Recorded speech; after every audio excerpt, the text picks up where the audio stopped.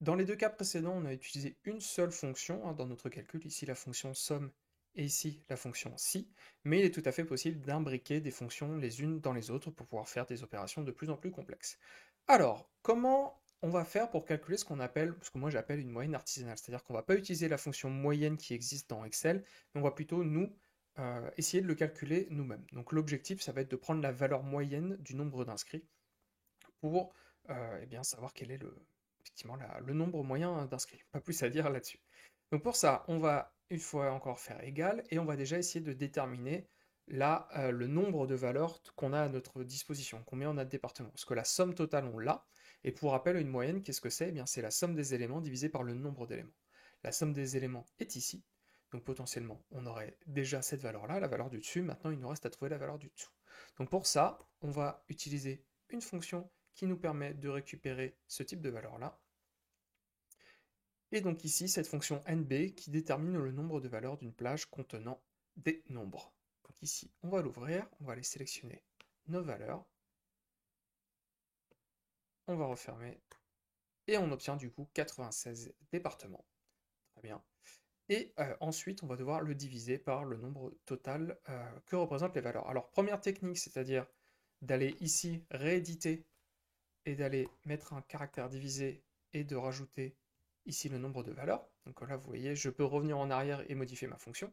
Donc je prends D18, qui était déjà la somme du nombre d'inscrits, divisé par le nombre de départements. Je fais entrer, et donc on se retrouve avec 460 000 inscrits en moyenne par département. Si on n'avait pas cette colonne, cette ligne somme à notre disposition, eh bien on irait le faire nous-mêmes, c'est-à-dire qu'on irait écrire la somme de ces éléments-là. Donc exactement les mêmes.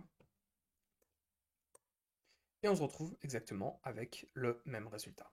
Donc évidemment, on peut aller étendre ça sur nos autres valeurs et retrouver du coup nos éléments. Évidemment, ça fonctionne aussi si je vais un peu plus loin, hein. Je peux tout à fait aller faire ça aussi sur des valeurs encore inférieures. Il faudrait juste que je rajoute quelques zéros pour qu'on s'y retrouve. Et donc voilà la moyenne d'abstention, de taux d'abstention sur les départements. Voilà pour l'imbrication de fonctions, et maintenant on va passer aux exercices. Alors on va les lire rapidement ensemble. Donc, qu'est-ce qu'on vous demande de faire? Le calcul de la moyenne des colonnes. Donc dans la ligne 100 du tableau, à l'aide de la fonction moyenne d'Excel, eh bien on vous laisse calculer les moyennes de chaque tableau. Donc là on a fait la moyenne artisanale. Maintenant vous allez utiliser la vraie fonction moyenne, hein, donc ne cherchez pas un terme compliqué, elle s'appelle moyenne et donc de calculer les moyennes pour au moins ces trois-là, et si vous voulez aller un petit peu plus loin ici sur les suivantes. Ensuite, mettre chaque moyenne dans un format de cellule approprié, effectivement, puisque les moyennes qui vont se trouver ici seront effectivement en format numérique et ici au format pourcentage. Donc faites bien attention à ça. Et le dernier élément qu'on souhaite faire, c'est l'identification des départements ayant un pourcentage de votants supérieur à la moyenne. Donc ça sera ici dans cette colonne-là.